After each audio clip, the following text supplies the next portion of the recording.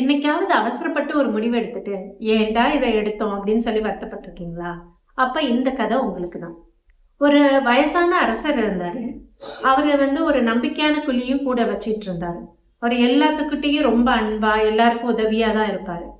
ஒரு நாள் அந்த கிளிக்கு ஒரு பழம் கிடைச்சது.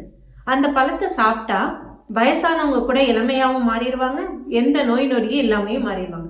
உடனே அந்த கிளி அது அரசர்கிட்ட கொண்டு வந்து கொடுத்தது.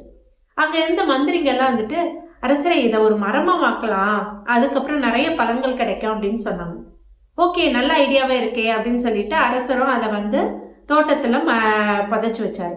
ரொம்ப வருஷம் கழிச்சு அந்த மரம் பெருசாகி ரொம்ப அழகா வளர்ந்துருச்சு. ஒரு நாள் அதுல இருந்து ஒரு பழம் கீழே விழுந்தது.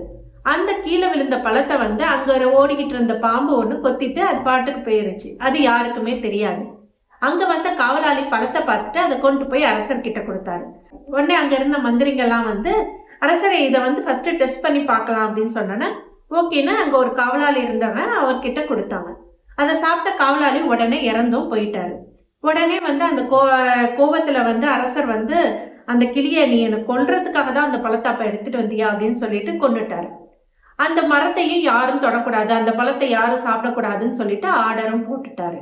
ரொம்ப நாள் கழிச்சு இன்னொரு முதியவர் நம்ம செத்தா பரவாயில்ல, நம்மளால வாழ முடியல அப்படின்னு சொல்லிட்டு வயசாயிருச்சு, நிறைய நோயெல்லாம் இருக்குன்னு சொல்லிட்டு அந்த பழத்தை எடுத்து சாப்பிட போயிருக்காரு.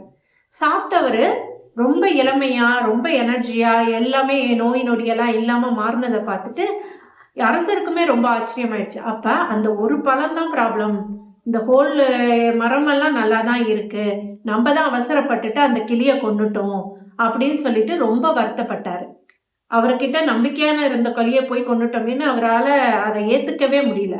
ஸோ நம்மளும் அதே மாதிரிதான் சில டைம் என்ன ஏதுன்னு யோசிக்காம கோபத்துல அவசரப்பட்ட முடிவு எடுத்துட்டு பின்னாடி நம்ம வருத்தப்பட்டு இருக்கோம்.